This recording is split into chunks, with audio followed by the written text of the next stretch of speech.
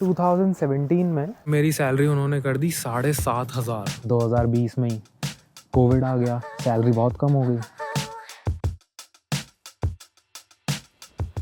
आज मैं आप लोगों को जब से मैं पोलैंड आया हूँ तब से मेरी हर साल कितनी सैलरी रही है वो बताऊँगा।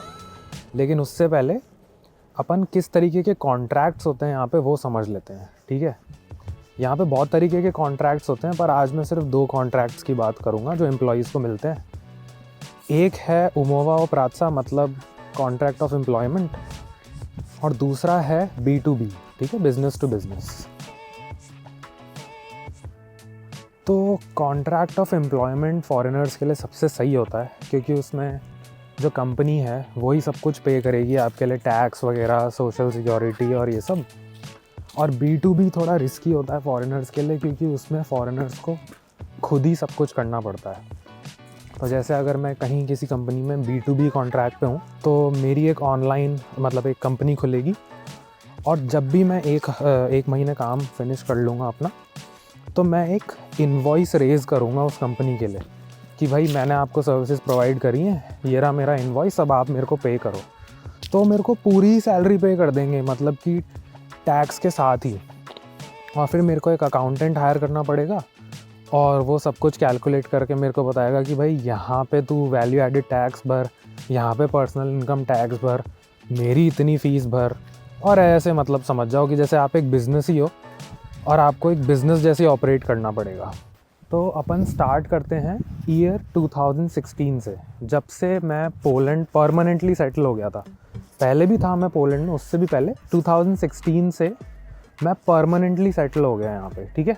2016 में मैंने फेसबुक पे एक पोस्ट वगैरह कहीं देखा कि बेबी सिटर रिक्वायर्ड, तो मैं रिप्लाई किया उस पोस्ट पे। फिर एक वुमेन थी, उन्होंने मेरे को घर पे बुलाया और वो मेरे को बोली कि you look like very trustworthy और ऐसे ऐसे, तो मैं आपको बेबी सिटर रखना चाहती हूँ। अब मुझे बेबी सिटिंग के बारे में कुछ पता है नहीं, बात तो सही है। तो मैंने उसको बोला कि भाई मैं एक स्टूडेंट हूँ, मेरे को कुछ नहीं पता बेबी सिटिंग वगैरह के बारे में। तो बोली मेरी 2 साल की या 1.5 साल की बच्ची है, तो क्या आप उसके डाइपर्स वगैरह और ये सब बदल पाओगे? तो मैं डर गया। मैंने बोला भाई ये सब मैं नहीं कर सकता मतलब मेरे को आता भी नहीं है, और मैं थोड़ा डर गया। और मैं होप कर रहा था कि कोई बच्चा होगा 4-5 साल का, है ना, ऐसे जिसके साथ मैं खेल लूँ, कुछ उसका टाइम स्पेंड कर लूँ। बट इतनी देखभाल मेरे को करनी आती नहीं थी, क्योंकि मैं खुद ही मतलब 19-20 साल का था। तो फिर उसके बाद उन्होंने बोला कि अच्छा एक काम करते हैं, सिंस वी लाइक यू, तो मेरी एक फ्रेंड है दूसरी, उसको भी एक बेबी सिटर चाहिए, और उसका एक बच्चा है लड़का जो 6-7 साल का है। फिर उन्होंने मेरे को वहाँ रेकमेंड कर दिया, और फिर मैं गया, उनको भी मैं पसंद आ गया समहाउ। और मेरा काम बस ये था कि मैं हर वीकेंड उस बच्चे के साथ उनके बेसमेंट में फ़ुटबॉल खेलूँ। उन्होंने अपने बच्चे के लिए बेसमेंट में पूरा फुटबॉल ऐसे कोर्ट और बहुत शानदार सब कुछ बना रखा था। तो मैं हर वीकेंड पे 4-5 घंटे सैटरडे, 2-3 घंटे संडे ऐसे उनके घर पे जाता था, और वो मेरे को है ना कैश में पे कर देते थे, और कभी कभी ज़्यादा भी दे देते थे। तो मैं महीने के बना रहा था, सपोज़ करो 20,000 रुपये, 25,000 रुपये महीने के मैं बना रहा था, यहाँ की करेंसी में 1,000-1,100 मान लो। और ये पूरा 2016 और हाफ 2017 तक चला, ठीक है। फिर 2017 में अराउंड जून जुलाई के आसपास एक कंपनी में मैंने अप्लाई किया। वो एक मार्केटिंग कंपनी थी, तो वो मुझे महीने के 10,000 रुपये ऑफ़र करना चाहते थे, लेकिन मैं कैसे भी करके उनको 40,000 पे ले आया, पता नहीं कैसे भाई। ग्रॉस 40,000 ग्रॉस, मतलब कि जेब में 30,000। और 3 महीने की मेरी इंटर्नशिप थी, मैंने वो करी। और फिर उन्होंने जैसे ही 2018 चालू हुआ मेरे को फुल टाइम हायर कर लिया। तब मेरी सैलरी हो गई यहाँ की करेंसी में 3,500। तो अकाउंट में गिरने लग गए 50,000, है ना, 3,500 मतलब ग्रॉस थी वो। फिर थोड़े महीनों बाद उन्होंने मेरा रेज कर दिया। 2018 के एंड में ही मेरी 5,500 हो गई यहाँ की करेंसी में। अकाउंट में 4-4.5 गिरने लग गए एक साथ, 90,000 के आसपास। 2019 आया, सेम ही कंपनी में था मैं, प्रमोशन भी होता गया। जैसे 2019 आया, फिर मेरी सैलरी उन्होंने कर दी 7,500। और कुछ महीनों बाद तो 2019 के ऑलमोस्ट सेकंड फेज में, मतलब जुलाई वगैरह के बाद 8,500 कर दी उन्होंने मेरी सैलरी भाई। अब सोचो सैलरी हो गई है 8,500 यहाँ की करेंसी में। और मैं B2B कॉन्ट्रैक्ट पे था, तो मैंने आपको बताया कि B2B में कैसे सेव कर सकते थे पैसा। जैसे मैं एक कंपनी हूँ, तो अगर मैं कोई इलेक्ट्रॉनिक ख़रीदूँगा या फिर मैं कोई फर्नीचर ख़रीदूँगा, तो मैं ये दिखा सकता हूँ कि ये मैंने खुद की कंपनी के लिए लिया है, आई एम री इन्वेस्टिंग, है ना। तो उस पर टैक्स नहीं देना फिर। तो ऐसे कर कर के जब मेरी सैलरी 8,500 हो गई थी, तो मेरे अकाउंट में गिर रहे थे यहाँ की करेंसी में 7,000 7,500, मतलब कि 1.5 लाख रुपए के आसपास। उस टाइम मेरे लिए बहुत बड़ी बात थी, ठीक है। अब जैसे ही 2019 का अगस्त सितंबर ऐसे आया, तो उन्होंने मेरे को बोला कि बस अब आप जाइए, खत्म, bye bye, tata, good bye.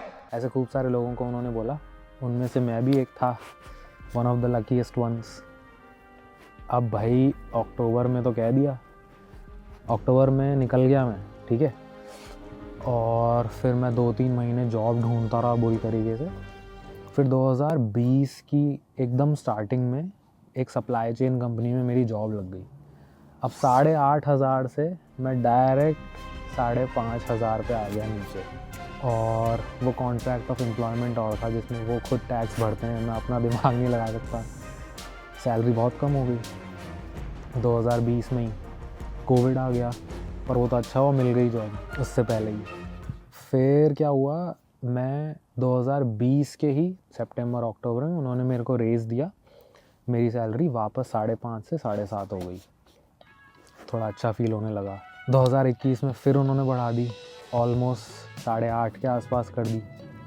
और 2022 में जून में जो मेरा लास्ट पेचेक आ रहा था, उसमें मेरी सैलरी 9.5-10 के आसपास हो गई थी, 10 के आसपास। स्टॉक ऑप्शंस और मिलते थे, तो मतलब बहुत अच्छी रिकवरी हुई, है ना, 2 साल में ही वापस। फिर 2022 में ना, जब तक मेरी छोड़ने का टाइम आ गया था वो कंपनी, तब वो 10 दे रहे थे। और फिर मैंने एक बैंक ज्वाइन किया, वहाँ पर मेरी सैलरी हो गई 11 यहाँ की करेंसी में। सुनने में तो ऐसा लग रहा है कि यार उस बैंक में गए तो मतलब सिर्फ 1,000 का ही मिला इंक्रीज़, लेकिन नई स्किल्स सीखने को मिली। बहुत टैलेंटेड लोगों के साथ में काम करता था कुछ। मेरी मैनेजर भी बहुत अच्छी थी। तो मतलब 2023 में, सपोज़ करो 2022-23 में मेरी यहाँ की करेंसी में 11 हो गई। और अब जो है वो मैं बता नहीं सकता, कहीं निकाल ना दें लेकिन हाँ, बहुत अच्छी बात है।